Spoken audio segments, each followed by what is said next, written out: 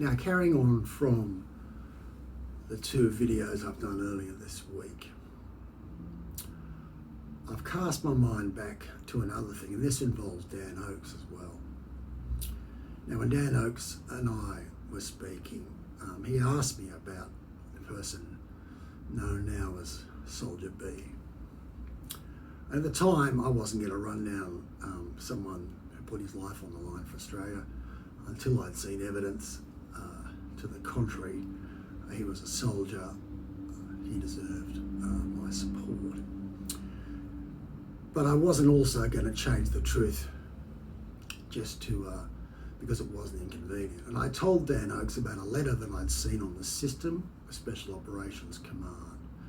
And this letter was written by an SAS soldier who'd been with Soldier B on the patrol in 2006 when Soldier B was awarded the Military Cross. Now this letter was written before Soldier B was awarded his Victoria Cross. And the letter said there were serious doubts about Soldier B's account of the action where he won his Military Cross.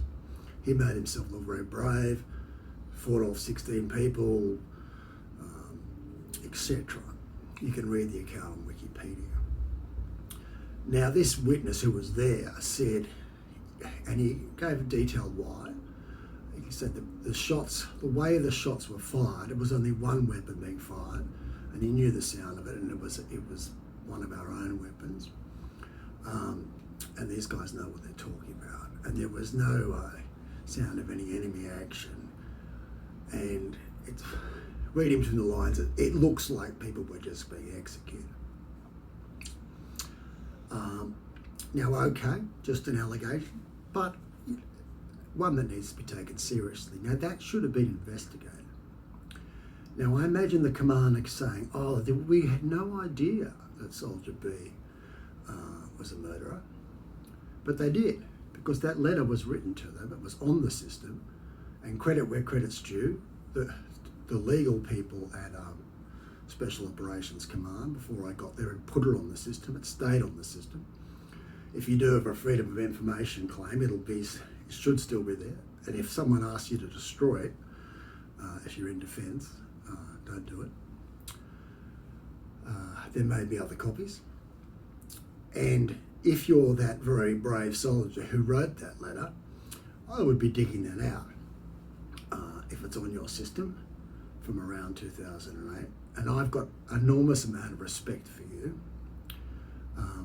and you deserve the credit. I think you should be awarded the VC. It wouldn't have been easy to write that letter. And also, since I've done a bit more research on this, there were quite a few patrol commanders who raised questions, strong questions, not just slight questions, but to say Soldier B was out of control and was dangerous and was not what people thought. And the command did nothing. They did not investigate. Or they did, they did in 2016 after they'd awarded him the Victoria Cross. And that's, to me, I think it's because they thought he was too big to fail, and they needed a hero, and they didn't really care about the truth. That fits in with what I know about defence, and the truth didn't matter. Public affairs did. Anyway, prove me wrong. Come out, defence, and say, someone's trying to call me, and say, this did not happen. The letter exists, and if you want to find out about it, put in a Freedom of Information, ask for the letter written about 2008 from an SAS soldier who was present during Soldier B's Military Cross action, and also ask for the investigation standards. Now, I'm telling you that should have been investigated under our standards. And if you don't believe me, Defence will back this up to say, we investigated some people who had 2 beers in Kabul, SAS soldiers, and we chucked them out.